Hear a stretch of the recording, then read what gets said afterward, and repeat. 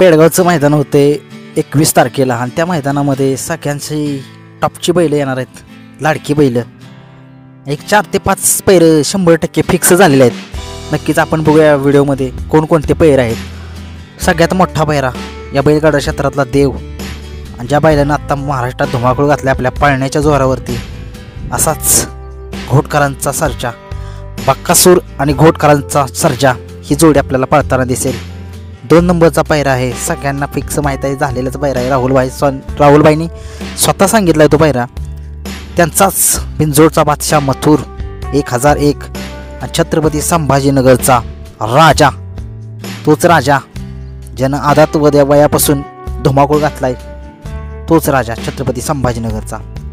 3 नंबरचा पैरा आहे छत्रपती संभाजीनगरचाच आहे लखन आणि तोच 55 लाखाची खरेदी कारोंडेकरांचा चिक्या. ही जोडी तुम्हाला पळताना दिसेल. 4 नंबरचा पैरा कोणता असेल?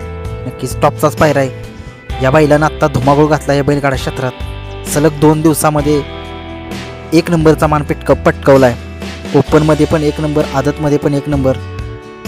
तोच शिरसवडीकरांची रायफल आणि त्याच्यावर डायव्हर असतील बारीक ड्रायव्हर शिरसवडीकर आणि त्याच्यासोबत पळेल रायफलसोबत महान भारत केसरी द्वारलीकरांचा 622 हारण्या आणि रायफल ही जोडी पळताना आपल्याला दिसेल त्या मैदानात पेडगावच्या.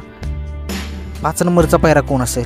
नक्कीच एक टॉपचा पैरा आहे. ती गाडीला रोखणं शक्य होईल, पण बघूया. छत्रपती संभाजीनगरची जोडी आहे ती. तो चिमण्या सलग 9 मैदानात 1 नंबरचा मानकरी आहे तो सलग. आणि त्याच्यासोबतच पळेल मथुरा फार्म यांचा अर्जुन. माहिती आहे सगळ्यांना अर्जुनला काय स्पीड आहे, कसल्या स्पीडनं पळतोय. नक्कीच आपल्याला एवढे 5 पैरे तर फिक्स माहीत आहेत.